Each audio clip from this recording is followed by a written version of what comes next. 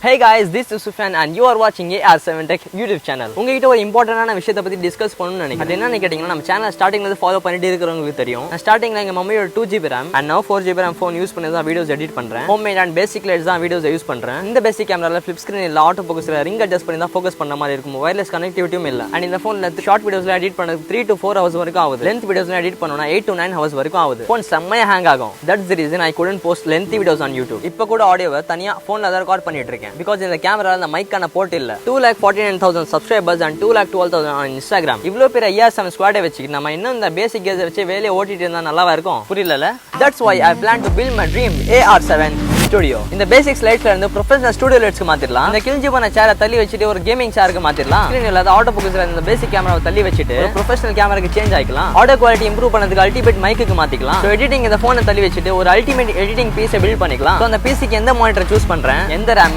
SSD, power supply, cabinet and அந்த பீசிக்கு table, நார்மலா இருக்கிற டேபிளை எப்படி RGB டேபிளா கஸ்டமைஸ் பண்றது அண்ட் வீடியோ ஷூட்டிங் எந்த கேமரா செலக்ட் பண்றேன், எதை பார்த்து வாங்குறது, இம்பார்ட்டன்ட் பாயிண்ட்ஸ் என்ன, அண்ட் லைட்டிங் எதை செலக்ட் பண்றேன், எப்படி கம்மி பட்ஜெட்ல ஒரு நல்ல ஸ்டுடியோ லைட்டிங் அச்சீவ் பண்றது, நம்ம சேனலுக்கு new drone, action camera, gimbal, இது எல்லாத்தையும் என்னோட ஏர்னிங்ஸ்ல ஒவ்வொரு விஷயத்தையும் பார்த்து பண்ண போறேன். நீங்க ஒரு ஸ்டுடியோ இல்லனா இந்த மாதிரி அப்கிரேட்ஸ் பண்ண மாதிரி பிளான் இருந்துச்சுன்னா இதுக்கப்புறம் ஒரு அப்கமிங் வீடியோஸ் உங்களுக்கு ரொம்ப ஹெல்ப்ஃபுல்லா இருக்கும். இந்த AR7 ஸ்டுடியோ அப்கிரேட் பத்தி நீங்க என்ன நினைக்கிறீங்க, என்னெல்லாம் இம்ப்ரூவ் பண்ணலாம் அப்படின்னு உங்க ஒப்பீனியனை கமெண்ட்ஸ்ல தட்டி விடுங்க. அப்புறம் நாளைக்கு பார்க்கலாம்.